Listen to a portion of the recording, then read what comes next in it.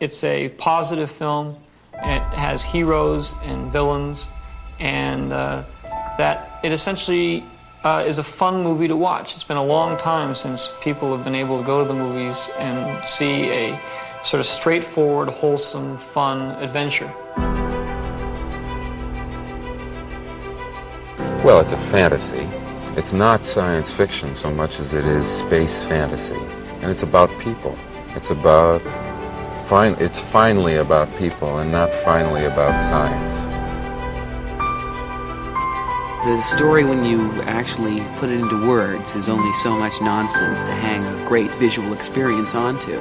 It's the stuff that fairy tales are made of. Sort of boiling down religion into a very basic concept. The fact that there is some deity or some power or some force that sort of controls our destiny works for good and also works for evil. Marvelous, healthy innocence. Great pace, wonderful to look at, full of guts, nothing unpleasant. I mean, people go bang bang and people fall over and are dead, but, no horrors. A sort of wonderful freshness about it, a kind of like a wonderful fresh air. It's got whatever you want it to be.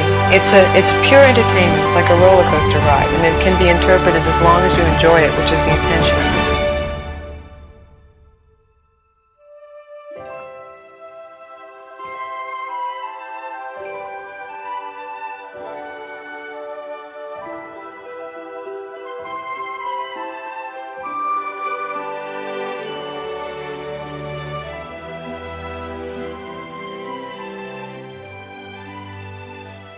Hello, welcome back to Generation Skywalker as we continue on our path of Attack of the Clones anniversary month.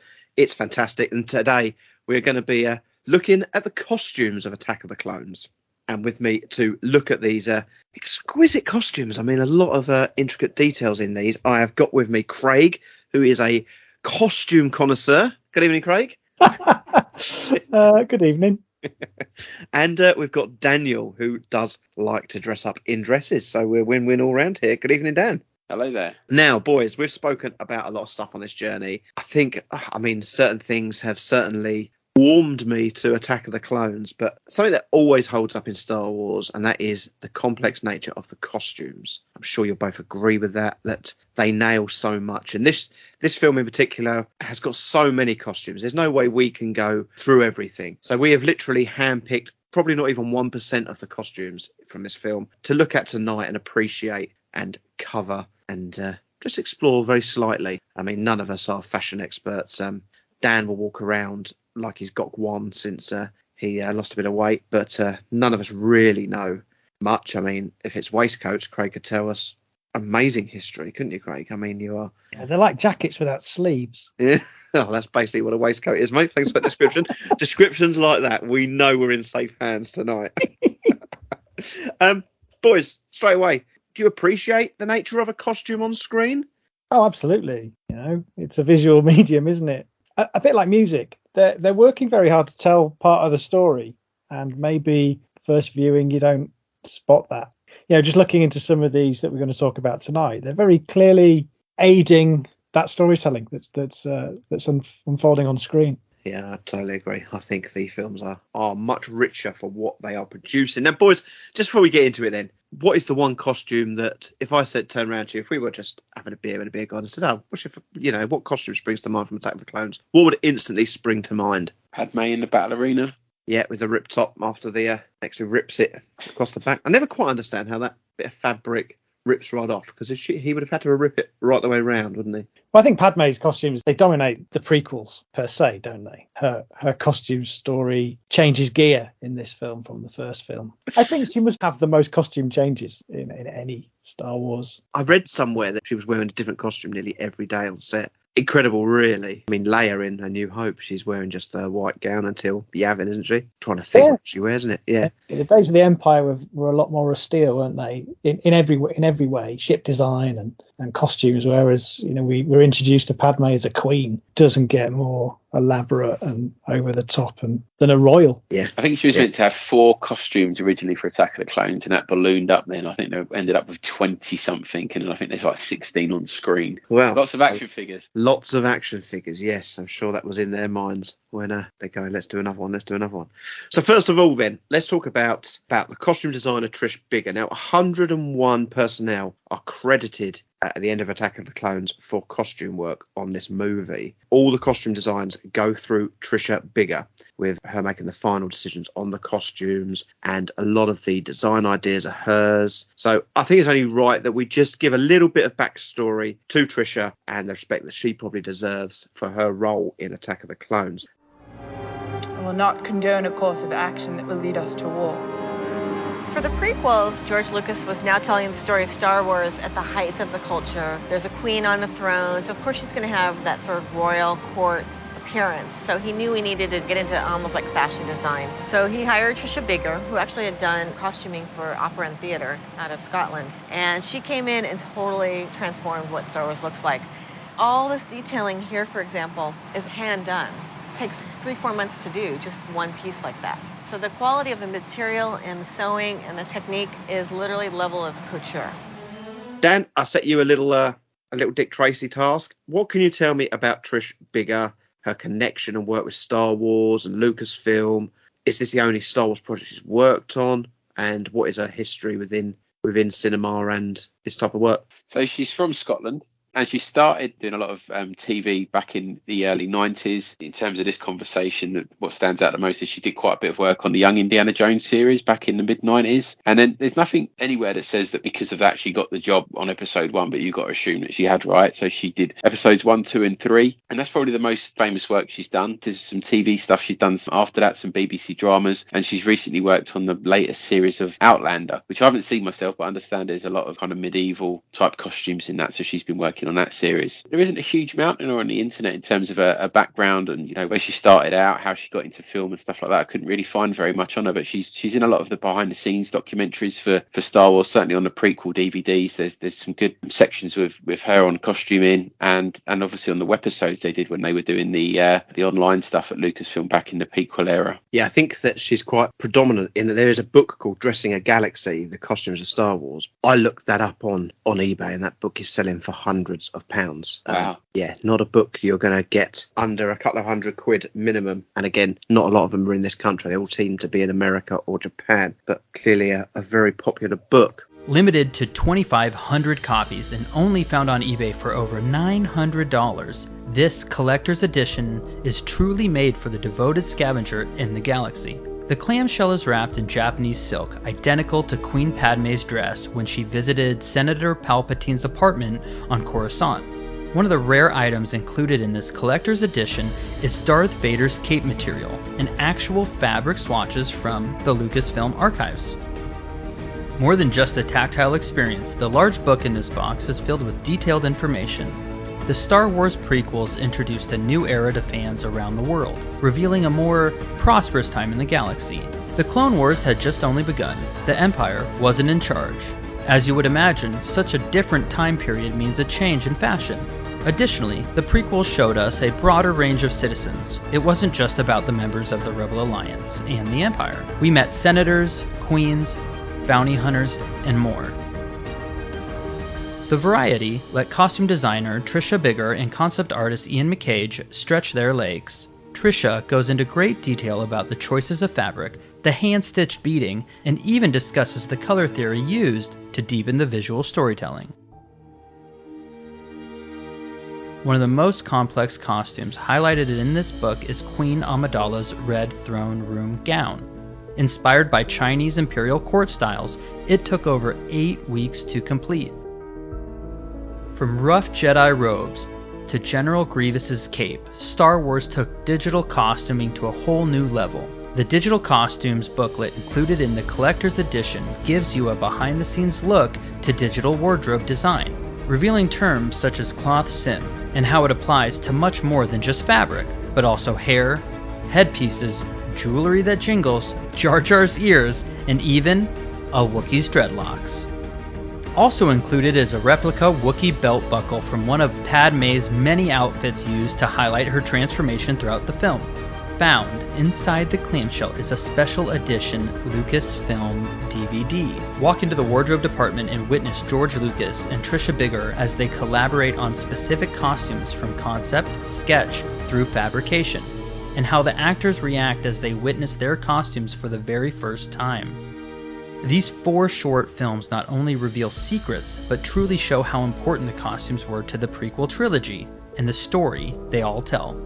Accompanied with an autograph of authenticity, a foreword by Rick McCallum, and a preface by George Lucas himself, the collector's edition will not disappoint. While this version may be more difficult to track down than Han Solo, dressing a galaxy, the costumes of Star Wars, can still be found in other corners of the galactic universe. I think anyone who was following the prequels, through their production, she was a name that you'd be familiar with, because she was kind of up and centre talking about all the work she was doing. They shone a spotlight on her, and I think there was a lot of talk when episode 2 was in production about the feats in the digital world and how that had been progressed and how they were using that on the film. But the work that they were doing on those costumes, finding vintage lace and tooling leather, the detail in that, and it was all proper artisan, tangible stuff. It ran very counter to the digital showing off that was going on at the same time, and I found that quite interesting. It's a good point, though, because a lot of some of the stuff I saw with some of the actors saying that there is, I think Rick McCallum says it in one of the pieces I watched, where these actors are all in front of green screens all day long, and kind of the only thing they've got to anchor them and to really kind of have anything tangible in front of them is the costumes of the actors they're acting against, sometimes, to try and figure out what it is they're meant to be conveying. So they play quite a significant role when you're acting against green screen as well all the time. I think that probably helped the actors hugely. I think there are another couple of people worth mentioning just to round off the team, because obviously she was the costume designer, but a lot of these costumes were born out of the concept stage in, I guess, character design. So you had Ian McCaig, who was tasked with a lot of the character and costumes, and also Dermot Power, who Patricia was Scottish, he was Irish, and he was started his career as a comic book artist on 2000 AD. So let's look into some of these costumes. Like I said, there's too many for us to go through. Padme alone over the prequel, 61 costumes, and 18 of them apparently coming in Attack of the Clones. So that's a lot of costumes just for this film. So we're only going to take a handful of them and then look at them. But Padme's costumes are so rich and so delightful. It is amazing. So I really want us to just pick a handful of those. But Craig, I'm going to come to you first. You're off to Star Wars Celebration when the show comes out very, very shortly. But I believe there is something representing Padme's dresses at Celebration. May's a very busy month for us. We're doing this, and obviously May the 4th, lots of announcements and general Star Warsiness going on. And we've got Celebration around the corner. And only this week, the art for Artist Alley dropped. I think we're all very focused on Attack of the Clones. But one of the pieces that stood out to me was this piece by Dawn Murphy, which is entitled The Senator's Wardrobe. And they're almost little kind of icon or infographic representations of the wardrobe specifically from this movie. And what Dawn says, which is quite nice, the Senator's wardrobe is my homage to the artistry and craftsmanship that went into creating Padme's costumes for Attack of the Clones. It also celebrates the community of Star Wars cosplayers who always grace the halls of every celebration. It's designed to be displayed alone or as a companion piece to the Queen's wardrobe from the 2020 Celebration art show. So this is the second in a series of these. We can expect a third, I imagine. But what I thought would be nice to just sort of have a look at this piece of work and pick a few of them and just sort of discuss them, see if we've got any nuggets that can elaborate on the thinking behind these costumes in universe and maybe some of the real world construction. It's quite a nice image, actually, isn't it? It's good to see them all like that. Yeah. Right then, so let's delve into, we've chosen 6 from her wardrobe, okay? I mean, we could have talked about all of them, but we've gone with probably 6 of the most iconic ones. And I'm going to come to you first, Craig, and that is the travel refugee disguise when she is heading back to Naboo. Yeah, so in the story, this is Padme accompanied by Anakin, and they are traveling incognito, not wanting to draw any attention to themselves on a crusty old cargo ship that's been converted to carry passengers. You see the scene. They're traveling steerage, like what's his face in Titanic. So they're kind of slumming it. But this costume, I would argue, is rather elaborate for an incognito flee from the capital planet. And I think there's a reason for that. If you look back at some of the early concept designs, this particular outfit was initially destined to be one of her Senate gowns, and they adapted it down the line to this peasant outfit. It's quite elaborate. You've got a lace headdress which covers this gold, like a I don't know what the word for it is. It's a big metal hat that's almost like a halo, but I believe that's of a Russian design that inspired that. I guess story-wise, it's got a bit of a veil. You know, Padme is a famous politician on the galactic stage. You know, people are going to recognize her. So this idea that she's got this head covering and it doesn't cover all her face, it's certainly there. Yeah, it's very elaborate for a refugee costume, I would say. A nice piece. I think if you saw her travelling as a refugee dressed like that, you'd still think, actually, the cuts look a bit too good still. Very richly textured and yeah. I think she's like saying to the Jedi, look, I'll slum it down a bit, but I'm still having a nice, like, snood around my neck there. Do you want some couture stats on this? I would love some. Would you? Let me see how I get on reading this out, okay? Padme's two-part interior freighter disguise costume consists of a burgundy silk cloquet coat and a metal headdress for the exterior scenes, worn over a dress of mustard Grosgain fabric, which was embroidered in a burgundy and soft green all over paisley type pattern. When you look at that dress, I mean, just the workmanship that's gone into just that one costume, I do think it's quite phenomenal, really. So, Dan, I'm coming over to you. Probably one of my favourite dresses. I like this one. It is the lake dress, the gown. Yes, so this is from the infamous "I hate sand, it gets everywhere" scene. This is where she starts to bare a bit of skin. So she's back home on Naboo. She's standing out by the lake. She's got a very relaxed, summery looking dress. It starts like a mauve at the bottom and kind of fades into a yellow at the top. I think it's a mother of pearl clasp around her neck, again in her hair. Very nice dress. I think it's made of, there's lots of silks in there, so some chiffon silk and some sand wash silk as well, whatever the hell that is. But yeah, very, very nice design. This is the dress she's wearing when he does the Iki backstroke. Yeah. I think practicality, I wouldn't choose it to wear. All that fabric hanging off your arms. You know, you're asking for trouble, and you're going to get bird poo on it when you lean on that rock. where she's standing, aren't you? We must shout out her hairstyles as well. I mean, we all know Leia had the buns, and Daisy Ridley, as Rey had the one style for each film. I mean, even in this film, she's got so many different hairstyles for each outfit. They really have gone to town on Padme in this film. She must have, and I reckon she didn't moan once in the webisode I watched. You know, every day she's getting taken. Imagine her getting fitted for 21 dresses. It's bad enough when a woman gets fitted for a wedding dress. She's for 21 dresses or whatever the number was. But she was a young girl. I mean, must be amazing wearing some of these costumes and being so elegant. And yeah, I always think she looks amazing in that. And the colours, the pastel colours are really nice. So, do you want a little quote from the Art of book? I would love a little quote from the Art of book. This seductive outfit was part of the evolution of actress Natalie Portman's character for episode 1. Natalie seemed to want to be pretty in this film, and we were happy to oblige her. Ian McCaig smiled. Good old Ian McCaig. And I think that's borne out by some of the stuff she says on that webisode. Definitely. Well, Craig, let's come back to you then, because we move on. A lot of these dresses are around Naboo and around the love story here that we are talking about, and that is the meadow picnic gown. If I was going for a picnic, this isn't what I would be wearing. Okay, so I talked quite a lot in a pseudo-intellectual art school Ponce kind of way about the influence of Art Nouveau on this film, and that is typified by this particular outfit. So the pre-Raphaelite painters were fixated with romantic eras and painted in a very overtly romantic style. And this one references particularly Guinevere of Camelot. So there are a couple of pre-Raphaelite paintings. One's called Godspeed by a chap called Edmund Blair Leighton, and the other one is Queen Guinevere's Maying by John Collier.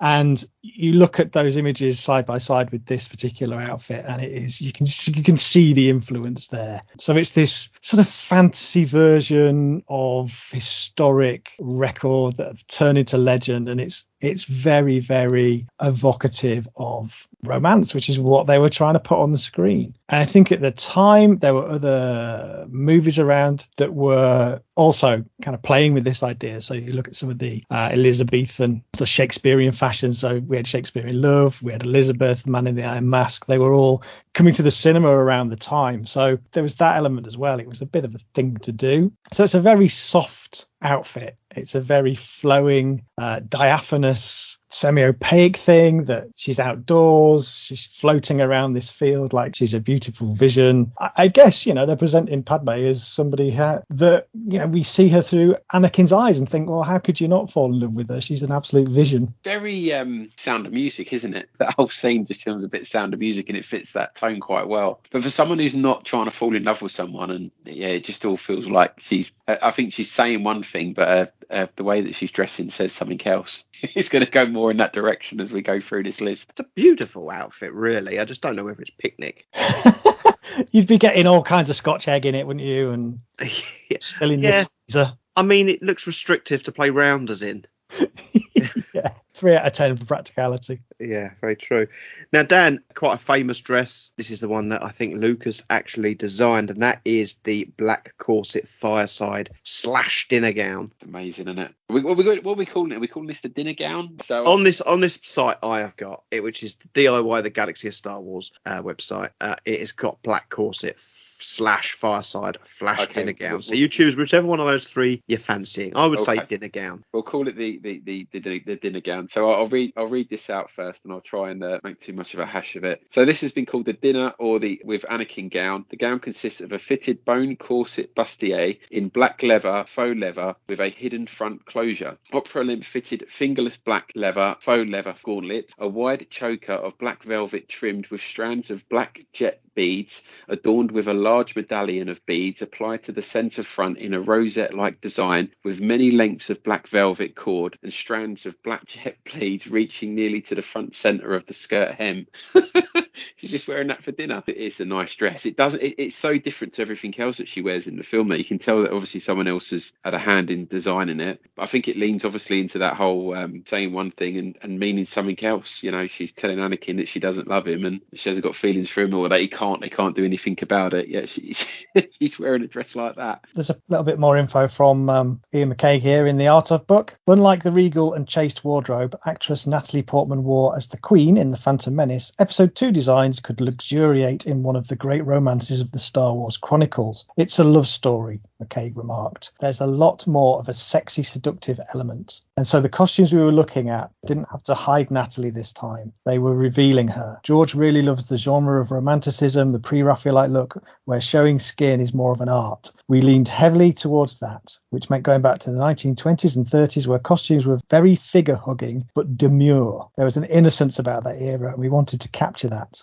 Well, it's interesting because the other thing that I want to talk about, because I'm very conscious that we're three blokes talking about the costumes of a young girl. It's all done in the interest of education and exploring the fandom. But there was an article that came out a few years ago. There was a study done around this concept of the male gaze in cinema, and a couple of researchers looked into this and got people to judge the standing, the power, the presence of these characters throughout different movies and where they rated. So it was done semi-scientifically. And I've got an article here from populist tabloid Metro, which kind of sums it up in a more digestible way. But I'll read a little bit out because I think it is quite interesting, just to get your view on it. In a new study published in the journal Fashion and Textiles, 2 researchers presented the results of their analysis of the costumes worn by the characters Princess Leia and Padme, who was the Princess of Theed, later becoming crowned Queen of Naboo. These 2 characters might look like emblems of female empowerment because of their power, but a study showed that across the films, both characters were objectified through costume. Mary C. King and Jessica L. Ridgway from the Jim Moran School of Entrepreneurship at Florida State University posed the question of whether powerful women involving themselves in romantic relationships meant the view or perception of them changed. King, the lead author of the study, said, "For years, Star Wars has been praised in popular media for its portrayal of strong and independent female characters, but it has also received criticism for how Padme and Leia's positions of power fade as their relationships evolve. We argue that this shift from women in power to subjects of the male characters' affections is evident in costume and hairstyle changes throughout the films. The two academics used a variety of measures to assess the films, which were turned into codes. They watched the original trilogy and its prequels several times, using the code to score the characters' level of power related to the extent to which they were objectified. They looked at, for instance, the state of each woman's relationships with other characters, how much flesh they exposed, hairstyles which were observed in terms of masculine or feminine, heteronormative definitions, and also for the perceived harshness, style, severity, tight or slick back, and softness, waves, curls of the style. What they found was that Leia and Padme often appeared covered up when they're performing roles which require power, such as fulfilling their role duties, leading military campaigns, or engaging in politics. When the characters were shown in scenes relating to romantic relationships, they change into skimpier clothes. During power moments, hair is worn up in tight, rigid styles, whilst it's styled in more relaxed ways during amorous scenes. It was observed that as both women progressed in their romantic relationships, their perceived power decreased, and an increase of objectification through greater skin exposure occurred, the researchers wrote. The most vivid link between power and female costumes come from when Princess Leia is captured and enslaved by Jabba the Hutt. It goes on to talk a lot more about Leia and that particular outfit. I find it interesting when you look at those two examples and you look at Rey in the sequels. However, you watch the webisodes, Trish Biggar, who is a woman, and you watch Natalie, who is also being paid, but she's the actress wearing these things. They're both saying similar things. Ian McCaig in this book is saying similar things. It's deliberate, but it's 2 points of view. One's slightly damning of it because culturally that's the wrong thing to do, but from a story point of view, it's being presented as, well, yes, it's a very deliberate thing, and that's where we were going with it. I just thought it was worth bringing up and just getting your view on it. Yeah, I don't think even 10, 20 years ago people were looking at, or certainly no one that I was hearing from was talking about things like that. It was things were just the way they were, weren't they? And it wasn't really looked down upon that Princess Leia was in a sexy bikini. And I think in the prequels it was done very overtly. It wasn't like all of a sudden you were thinking, wow, what's that? Look at Padme, she's got half her clothes missing. It didn't go to the same extent that even Return of the Jedi did with Leia. Just changing times, isn't it? I mean, George Lucas is at the time he would have been a 60-year-old man, and he's leaning back on stuff that he watched as a boy in the 1950s. It was a different time. There'd been no Princess Leia in a metal bikini had there not Deja thoughts in John Carter. And that's always been an influence, and it's part of the visual language, and I understand that. But it's interesting to look back on things. We're going to talk about the arena costume and the fact that it was ripped in half for no reason. I don't think it would happen now. You are right, aren't you? I mean, I'm just thinking about, since the Disney era has come in, we've got a lot of women in the power and in the main roles as the antagonists in these films, and I can't think of anything particularly sexual orientated that Rey wore, that even someone like Kira wore, Jin. None of them had these kind of outfits, did they? And obviously you go back to, it's quite famous with Leia and Carrie Fisher saying that George said there was no underwear in space, and she filmed certainly A New Hope braless. I mean, you wouldn't even be able to say that on set now to a female, would you? No. Carrie Fisher, we saw it, I think when she presented George Lucas with an award at an Oscars many moons later, she brought that up in her speech, didn't she? Which is quite a famous speech she did. You had the unmitigated gall to let that chick, the new girl who plays my mother, Queen Amadillo, or whatever her name is, she wears a new hairstyle and outfit practically every time she walks through a door. I mean, I bet she even got to wear a bra, even though you told me I couldn't because there was no underwear in space. A lot of from the Disney era, any sort of romance, it just isn't there. There was no romance in the sequel trilogy, and probably the bits of the films when you were younger, you probably thought, Han Solo, Princess Leia kissing, I don't need all that. Let's get back to Luke, fighting Darth Vader. But it does make up a big part of what Star Wars was without even really knowing it at the time. But, when Han Solo kisses Princess Leia, she's wearing a quilted body warmer. There's nothing sexy. Well, and it worked real. Yeah. So it's not got this romantic stylization that Attack of the Clones has. The other thing, the other dynamic I find interesting, and I'm not sure what my view is on it, the cosplayers love this stuff. They gravitate to the slightly racier, more glamorous costumes to dress up. I'm not saying that they don't dress up as Jyn Erso, because they do, and they dress up as Rey, but there seems to be an appeal there to escape and be that person in a convention hall for a day. The sequels has gone a bit the other way, hasn't it? I mean, we saw Adam Driver topless several times in the sequel trilogy, ripped torso and body. Yeah, they're bringing balance to that force. It is a good point. I was only talking earlier with my wife about things like the 90s and the early noughties, things like Nuts magazine and Zoo and Front and Maxim. I mean, you would never see a magazine like that now on a weekly like Nuts, which was just the churn of young actresses who were expected to do those shoots. And I'm sure Natalie Portman wasn't immune from that. I'm sure there were, racy lads mags editorials of her at the time. I think it's a good thing that the world is moving on and we're becoming a little bit more conscious of these things. Yeah. Good. I derailed that, didn't I? I think it was the perfect outfit, actually, for it to, lodged in the next two outfits, actually, Craig. So I'm coming back to you now. You've just mentioned it. The Geonosis Battle Arena outfit. I mean, this is an odd one, isn't it? Because we see Padme presented as this very elegant, regal, senatorial character. She's in disguise when she's dressed as a pilot. That's a very practical outfit for a very good reason. But then she goes from Tatooine, where she's wearing, I guess, her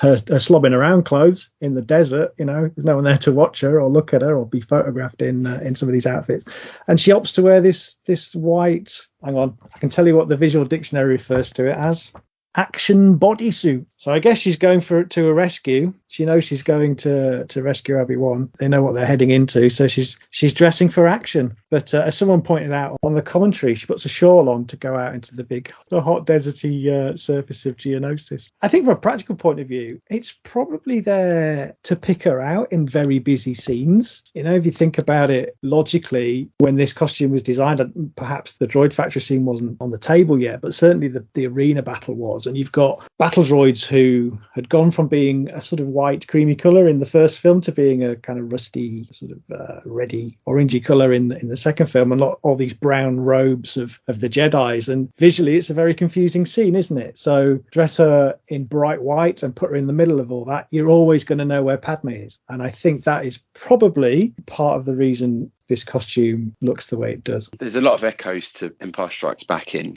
Attack of the Clones. I think we picked a few of them out when we were going through the film, but one of them is obviously what Leia wears in the climax of that film, in pretty much all of the film, but she's wearing that white bodysuit as well, and I think that's plays a little bit into it as well. I think it's a really iconic costume, if you ask me, about Padme in this film. This is the costume that springs straight to my mind. And would you like, because I always find these really enlightening, would you like a little breakdown of the costume from the Star Wars Attack of the Clones Visual Dictionary? Yes. I bet you've never thought that this book was going to come in so handy when you bought it 20 years ago. Do you know what? This was mint. I could have sold this on eBay for at least, I don't know, £7. It was pristine, but it's now, in the space of a month, it's got very well thumbed. Okay, so we've got a practical hairstyle for travel and action. Her armband signifies political service. You didn't know that, did you? No. It's got a utility belt. Spare energy magazines for her blaster on her utility belt. Right down at the bottom, we've got action boots with firm grip. Very important when you're jumping from tall pillars onto the back of Reeks. But she's got some light shin armour on the boots. So she's pretty exposed apart from her shins. Just don't let any claws go near her. Yeah, well, she could have done with some light skin armour at the top, couldn't she? Yeah. I mean, whoever said the comment about she's put a shawl on to go outside, probably because it's a dusty environment and she just wants something that she can actually cover her mouth up and nose up at any point. Part of the concept sketches had a full hood. Did it? Yeah. So a bit like the Sandstorm costume elements from Return of the Jedi. Well, let's move on to the last one we're going to cover of Padme, and of course, it goes without saying, the wedding gown. Dan, quite an outfit, this one. So from what I can understand, this was based on an antique lace bedspread that Trish Biggar found, and obviously they only had a certain amount of material available of that, and because it was antique and they couldn't get any more, the team in Australia produced more of it. They created 300 yards of this French knit braid scroll work to combine and meld with the panels that they did have, and studied the finished dress with pearls. In terms of the headdress and the veil, that was a Maltese lace veil with headdress made from Edwardian wax flowers and beaded pearls. Small pearls were sprinkled over the rest of the veil. Sounds like it's one big mishmash of, you know, vintage material and reproduced stuff. In a way, it's very Star Wars. It's very oldie worldy as well, isn't it? It's something you'd imagine someone in the, I don't know, the 18th century to get married in. I'm loving you doing these breakdowns. I tell you what, mate. I tell you, I'm learning loads. I'm a right Star Wars collecting podcasts. They said it'll be. They said. Craig, what's your book got to add to that?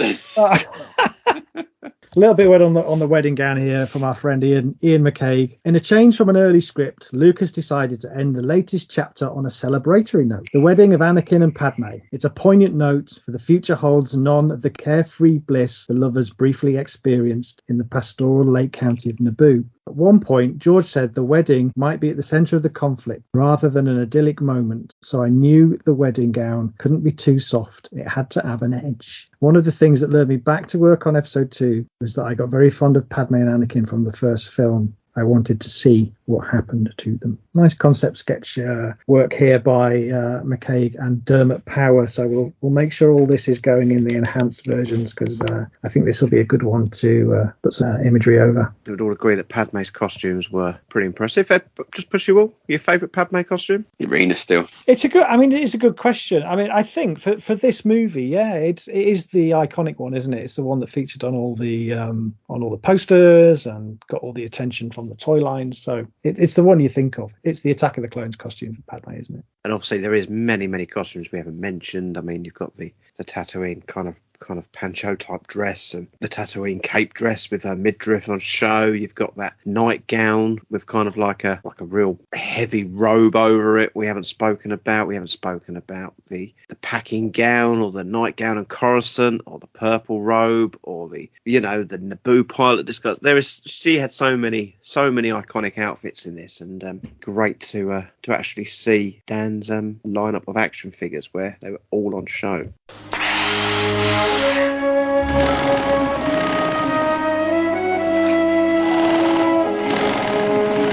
In Star Wars, the first trilogy, Princess Leia's costumes are very, very simplistic. They're designed to not call attention to themselves. The Empire has taken over.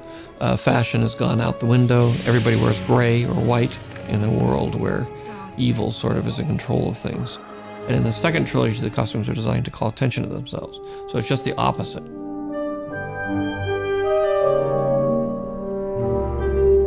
Tone it down a little bit. As I write the script, I work with a design group. I mean, this might be okay for Padme.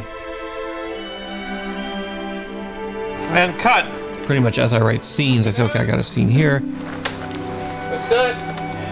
In a romantic location on a lake, and it's going to be a love scene and that kind of thing, so I need an outfit to go with that. As George sort of progressed with the script, he sort of realised more that he wanted to show a softer, sort of friendlier side to Padme. The other costumes in the first film really were about her being a queen. In episode 1, she was a very formal figure and had to always be aware of her position. Last time they were so incredibly gorgeous, but it really cumbersome to wear. This one is much more about making her as beautiful as we possibly can. That's beautiful. And when Trish comes in, a lot of things get thrown up because she then takes those and tries to translate those into real cloth and movement on the body and everything. They specifically worked hard to make them as comfortable as possible, and I really got to enjoy wearing these gorgeous, gorgeous clothes. Okay, good. That's fantastic. Isn't it fun? What is this for? This is packing in the apartment. Packing? You got it just like that to pack? Every day I'm in a different outfit. Big job. Natalie no longer plays the queen. She's now a senator, so the costumes are less regal and less formal and less stylized. Why don't we put a t-shirt on her? How's that? Okay. My costumes are a little bit more revealing this time. Much more feminine, not as rigid. Just to be a more casual, softer figure this time. Now this is P19, which Padme wears when she goes on a picnic up to the shack fields with Hayden from the retreat island, she is going to fall in love. The costume in the hills in Nauvoo is really, really beautiful. It felt like a period piece as opposed to, this futuristic piece, but it's very romantic and flowing. This has all been embroidered, and we've laid on the little pieces of roses onto the bodice just to link the whole thing to do. This is a little shawl that gets draped over the shoulders, and then there's twists of coloured ribbons in matching colours, light, summery, but quite sort of fun, so she can run about the fields and the dress floats. And then sort of with the hair, I think we made it very Star Wars-y. That was great.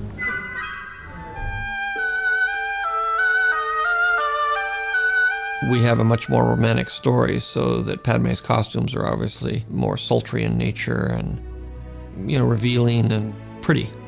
There's one costume that George designed himself. And that was sort of the costume that, I came on set and everyone was like, oh. That was an interesting costume to wear. And it was really hard at the end of the day because the corset was so tight. They made my waist 20 inches or something. It's him. Magical. It's the great way that George sort of portrays women. They can be powerful and they can be soft and they can wear beautiful clothes and that doesn't contradict her strength. And I think that's great with this character. Let's sit for tight. She's this tough, smart woman that everyone's trying to kill because she's such a powerful leader, and she also wears the coolest clothes. Let's move on, because I do want to just delve into a few other characters that, again, there's so many, so we haven't actually picked out that many to look at, but just a few main characters. Dan, Jango Fett, a real significant character, quite famous armour. We recognise him because of Boba Fett's armour. Tell me about that armour, and what is the differences between Jango and Boba Fett's armour? It's the first time I've taken a proper look at this armour for a while, and I think the thing that surprised me the most is how clean it was. I remember it being quite colourful, but it's actually quite similar to the Mandalorians. There's a lot of silver Beskar in there. In terms of the comparisons with Boba Fett's armor, I think generally it's obviously he's painted as green in areas. Obviously the visor on Jango Fett's mask is blue. Also got a couple of extra bits of armor, so he's got fire plates we don't see Boba Fett ever wear, and also some shin plates and some guards over the top of his boots. And the undersuit he wears is a nice shade of purple. Generally, the gauntlets and all that good stuff that's carried on now through into the Book of Boba Fett. So all of that armor's still there. The backpack he wore, I believe there's two different backpacks in Attack of the Clones that he wore, one of which has got like a shorter missile on it, and then the longer version missile as well that obviously Boba Fett sports later on in the series. But yeah, surprisingly close to the Mandalorians look, and I had a proper look at it this morning. Okay, Craig, can I come over to you? I love this design, and I think there's a lot of intricate work gone into this outfit as well, and that's Zam Wessel. Yeah, Zam Wessel's an interesting character, isn't she? She's a changeling, and I don't know how much of a changes. I don't think she's like Mystique in X-Men. I don't think her costume changes with her. And it's one of the things, just as an aside, it's one of the concepts I'm glad that Star Wars didn't really pursue, the idea of shapeshifters alongside time travel. But that's an aside. So Zam Wessel's costume started life as prototype stormtroopers and assassins. So these were created by a chap called Edwin Natividad, and it's something that he was working on, and Lucas saw this work and asked him to develop it into the bounty hunter and assassin Zam. So if you look at the way her veil works with her metal helmet, you can see that. You can see that it started life as this visor, this T-shape, and over time it evolved into this veil. Why she needs a veil when she's a changeling, I don't know. That's not explained in any of the in-universe stuff I've seen. But that's where it started, which I think is quite interesting. So she started life as this sort of synthesis of a stormtrooper and Boba Fett that was in the origins of the clone design. Perhaps she has a veil because she wants to hide the fact that she's a changeling. We didn't really get into it, did we? The abilities and rules around her changeability. Yeah, but don't forget that Attack of the Clones will have a 25th anniversary month at some point. I've got 5 years to research it. Zam special. A little nugget here from the book. Lucas particularly liked the mix of materials, from battle armour to the soft fabric of the veil. The approved sketch was taken into the final Murname sculpts, which they went on to develop the final design. A couple of highlights from the visual dictionary. She's got a direct-to-lungs breath pack. She's been to see the mods on Tatooine. It says here bodysuit stretches to allow shape-shifting. So I guess there's some give in the neoprene. She's got a blast energy sync skirt. So the skirt, interestingly, that's made a little sectioned armor and was a nod to samurai. That's where that came from. Just like Padme in the arena, her shins are well protected by some special shin guard boots. Like it. One of my favourite characters outside of the Padme dresses. Nice description, Craig. Nice description. Now, boys, I'm sorry I had to do this, the next three, but I mean, we've just got to give them a nod. It's all very bland, but Dan, Obi-Wan Kenobi? Yeah, pretty much the same costume as episode 1, really.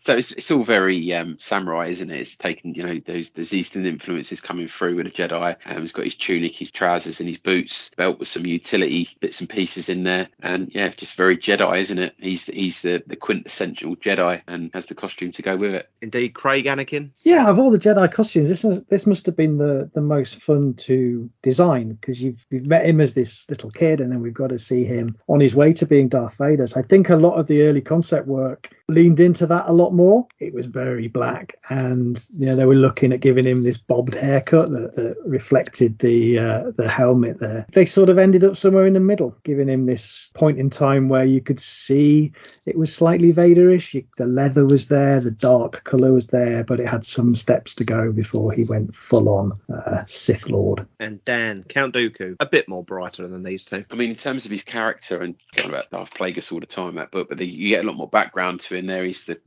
son of I think the richest man in the galaxy. From Serrano, he's turned his back on the Jedi, and he's now living it up as the richest man in the world after his dad died, and taking on that mantle and using that obviously to influence the rest of the systems to get behind him in the Confederacy. So he's very regal. I think one of the interesting things I read when I was looking around on the 501st website, when you've got to have your costume designed to a certain level, when it was describing the Count Dooku kind of tunic, it's very similar to the Imperial officers tunic. There's some differences, but they cite that as kind of the basis for it. So I think it's quite fitting that his costume is eventually becomes what the Imperial commanders wear. But yeah, he's got black boots, black trousers, black tunic, and a fancy cape. I think that's all you can really say about him. But yeah, he's a very regal character. Right, so they were main characters that we had to mention, but there's so much going on in the background. I mean, I watched a great bit of video where they're talking about just the background characters in certain scenes and just how many costumes are created. Even on a film like this, which is heavily CGI, there is so many costumes and little things going on. But there was a few that I think were worthy of at least noting tonight. And Craig, I'm going to come to you first. Luminara Unduli,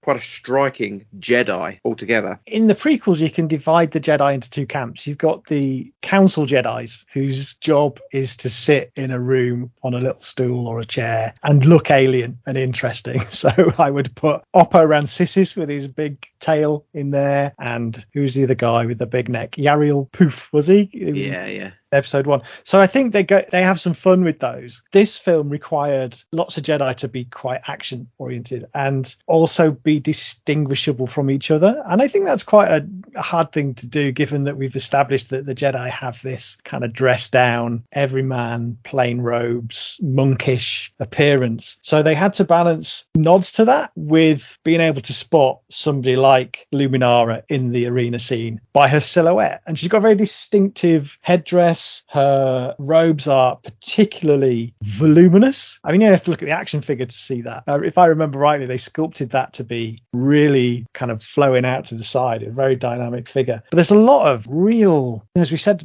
at the start about the way they were focusing on some of the costumes as a real selling point for this movie, that the bit that hangs down, and I'm sure this has a name, the little kind of tabard type affair that hangs down, you can sort of see it as a robes part, is the most intricately tooled piece of what looks like leather. It's incredibly ornate and incredibly beautiful, and looks like there's been a lot of work in it. She's a background character, but again, they get this attention, this level of craft that perhaps you don't get on other movies, you know? Even I remember reading something about Kit Fisto. That's just a background character and such an interesting looking character, and well dressed in the end. Became quite a. He had a cult moment. He took C-3PO out in a battle, and he was it was so much the audience were like, "Thanks, Kit," and he smiles at you. It's a little bit of fourth wall breaking, you know.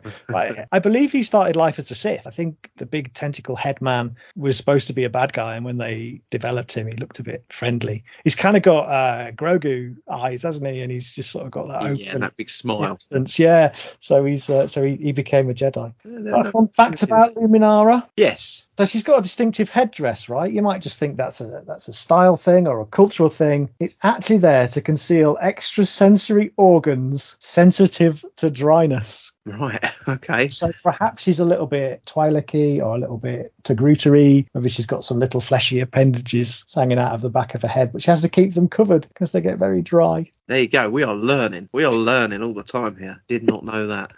It's good stuff, isn't it? I love these visuals dictionaries. So if you remember some of the poses from the promotional shots, so she's down on one knee and she's got her lightsaber sort of cocked so it's sort of parallel to her spine. So it's a very dynamic pose. And what the author of the visual dictionary, what they've decided to say about this pose is that through many years of practice, Luminara has increased her joints flexibility to easily allow extreme lightsaber moves that are impossible for ordinary humanoids. So, Dan, Queen Jamilia has quite a fascinating reception gown. They wanted to make a bit of a statement with this, and I think really to show that Padme was no longer the queen, and there was a new queen in town. So it's just done this really elaborate, fancy costume, very much like the costumes that Amidala wore in episode 1. And you look at, her makeup and everything else she's wearing. She's got that. I don't know what you'd call it really. She's almost like the Hitler moustache of lipstick, isn't it? She's just got that little bit of the middle of her lip in the centre there with lipstick applied, and everything else is white. So she's got that motif that carries across from the Amidala days. Yeah, it's a beautiful royal gown she's wearing and a really elaborate headpiece. I don't know what you call that. Is it mother of pearl? Is it those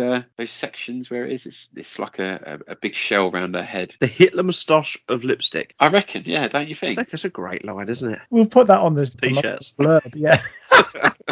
I think it's a Japanese nod, isn't it? That they obviously established in episode 1, and they've written it through as a bit of a royal insignia or marking. I've watched a lot of anime, and I've never seen anyone with lipstick like that. It's engagement, isn't it? Yeah, it's like a concubine almost, isn't it? Or the whole look, yeah. Tiny little lips. I'll take the challenge and try and find some reference for the enhanced version. That look reminds me of Upsy Daisy from In the Night Garden.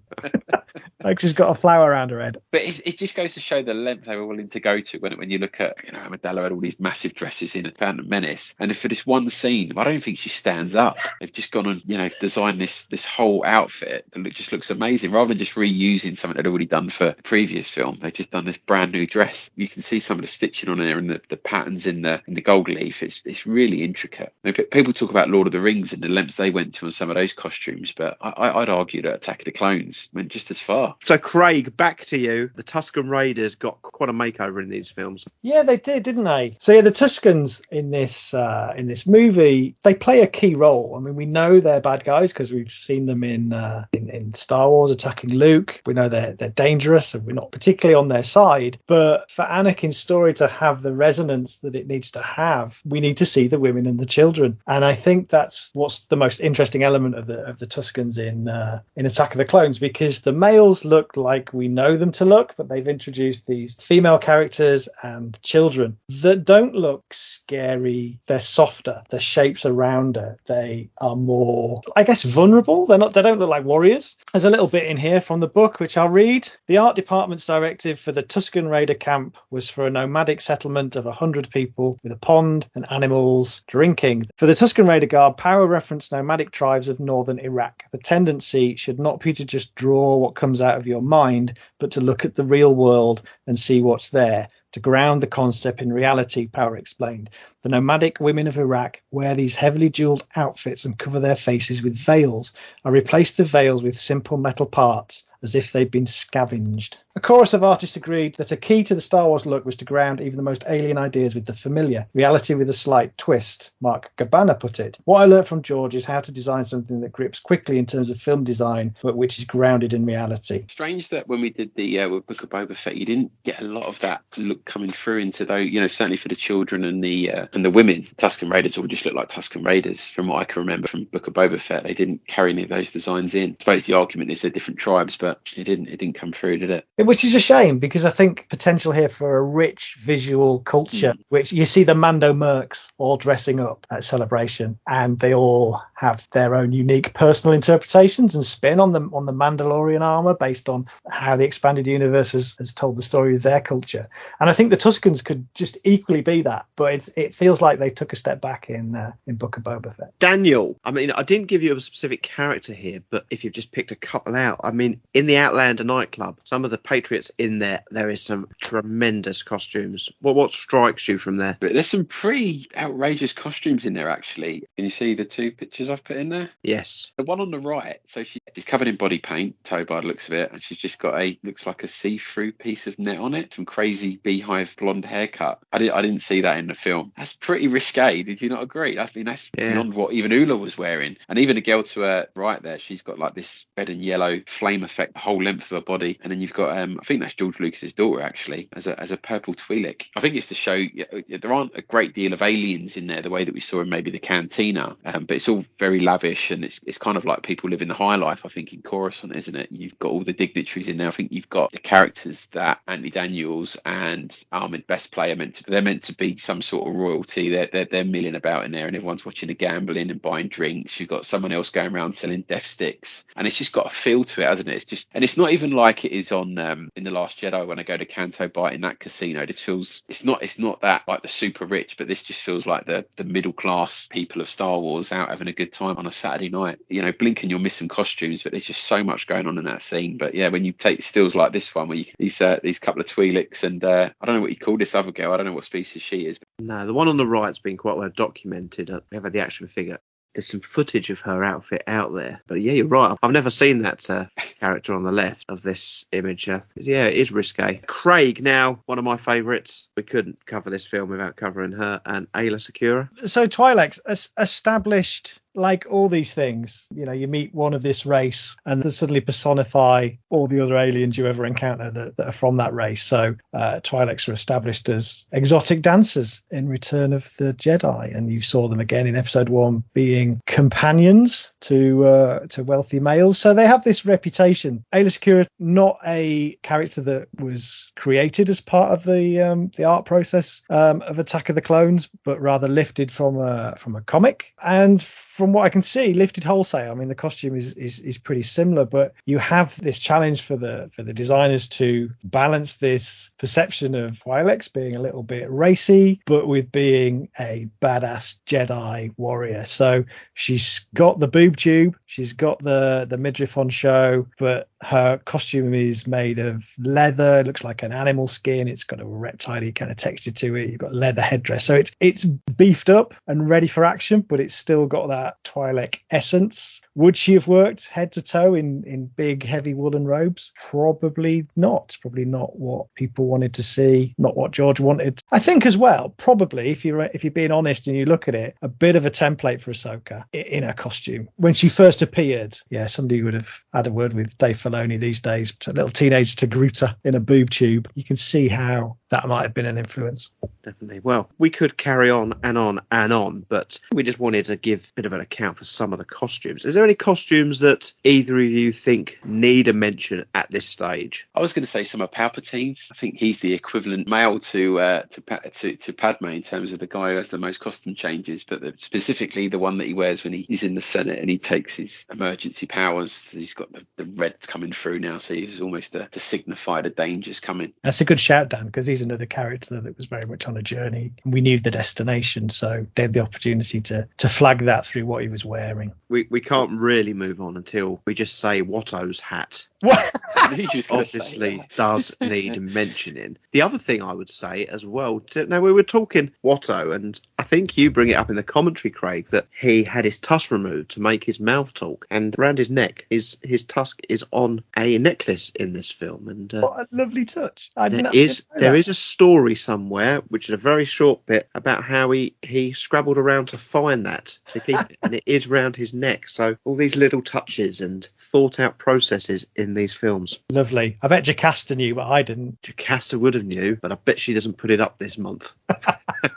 There's still time. There is still time, yeah. I think that kind of takes us through where we want to be with costumes, but we've touched on it several times today. I mean, you go to conventions and you see these fantastic cosplays. I just wanted you to maybe have a little look through cosplay, and if you could find anybody who is blowing you away with Attack of the Clones cosplaying out there. So I found these three people who do an Padme and Anakin and Obi-Wan, and pretty good. I mean, all the costumes are spot on there, aren't they? Although the blokes playing Anakin and Obi-Wan look like they're wax models. I think there might be a little bit of airbrush going on. But yeah, the costumes are superb though they're wearing. A lot of people dress up as Jedis, a lot of people dress up as Siths, but I think that, there's certainly a big contingent at Celebration who do the Padme dresses. I think when we was at London, Stu, but I remember being there and a legion of Padmes walked past, all in different costumes, and they were brilliantly put together. I think Attack of the Clones is very rich in cosplay potential for lots of cosplayers. You do see a lot of Padmes, and that follows, given what we've talked about, lots of different angles. I've seen Queen Jamilia's as well, so yeah. I see that side of the prequels being very well represented. The clones at this point were all very shiny and new, and I think people are probably drawn more towards the ones that are a little bit more customized and they've got a bit more personality and a bit more battle damage, maybe. Don't know whether you'd agree with that. I don't see many shiny clones walking around like you see shiny stormtroopers. And of course, I had my own adventure in the cosplay world with what was technically an episode 2 costume,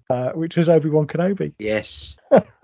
And that went, I mean, we have touched on that in the past, Craig, but just take us through that story again. It's an interesting thing, isn't it? Cosplay. I think you need to be cut from a certain sort of cloth to go out there and show off for the day and be somebody else. And what happened was I used to watch the celebrations from afar, I'd experience through social media, and I'd look at them and go, yeah, I'll probably never make the trip. I'll probably never go as far as America. I'll go to the ones in London and I'll do the one in Essex. You know what I mean? And that year, 2015? I think it was, when it was Anaheim. Yeah. And I just took the decision to just go and do it. And I thought, what? If I'm going to go and do it, I'm going to go in hard. I'm going to go in and do it properly. And I just thought, I'm just going to dress up. It didn't come from a desire to be massively movie accurate or have a photograph taken or anything like that. It was just from a desire to join in, be one of those people at a big celebration. And cosplay was around in the UK. I'm not going to pretend it wasn't, but it wasn't as big. In the States, it's just up another gear. So I think that was my excuse to do it. So I had a vague notion that they were pretty good off the shelf costumes you could go out and buy if you invested 200 quid or whatever it was. So I looked around, and Jedi Robe, North London, seemed to be the place where people got their robes from. And I contacted them, and they said, well, the best thing to do is come in and, try this stuff on, make sure you're kind of happy with it. So I drove down and went to their place, and they said, right, what are you after? And I had the beard. Well, it's got to be Obi-Wan. And Obi-Wan, Revenge of the Sith Obi-Wan, I think he just had that swagger. I think Ewan hit his stride in that movie, and that was something that appealed to me. So I went and goes, well, you got an Obi-Wan? I said, yeah, I got an Obi-Wan, and tried it on. And when you're not used to that stuff, to put it on for the first time, even though it's a shop bought thing and the Rebel Legion would look down their nose at you, it was really cool. It was just really cool to put the gear on and have the lightsaber and kind of go, I feel like a Jedi.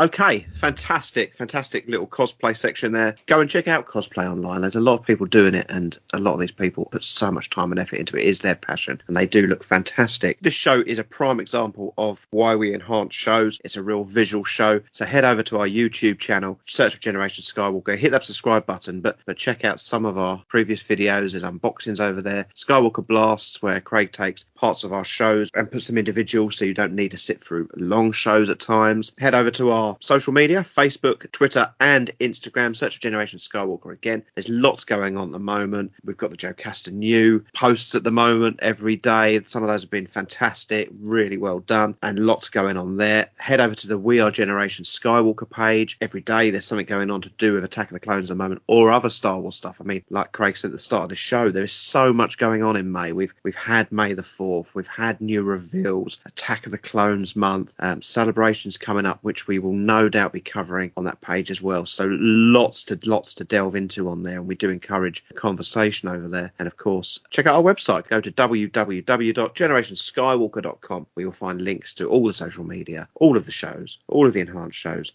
and of course our fabulous blog posts. But boys, enjoyed this. It's always nice to delve into an area where we don't really have much expertise, but it's been nice looking at it still. I mean, this month has been all about learning about Attack of the Clones and looking at different things, and it's just another aspect that makes these movies so fantastic. So yeah, thank you both for joining me and sharing with me your wisdom on this, such as it is. I think for me, exactly, yeah. I think for me though, when you talk about appreciation of the film and where we're going to get to at the end of all of this, I think costumes is probably something I appreciate more than I probably did before. Been successful there. Exactly. Well, I want to talk more about vintage lace. Oh, don't. I don't know what that is. Didn't he call it antique lace? Come on. Sorry, got to get the terminology right here. There's a difference. I'm sorry. It is for this show, and as we continue on this Attack of the Clones extravaganza, it is goodbye from Dan. Goodbye. It is goodbye from Craig. Cheerio. And it is goodbye from me. And our slogan of all eras, all passions and all Star Wars, I think, has been well represented at the moment. And we are Generation Skywalker.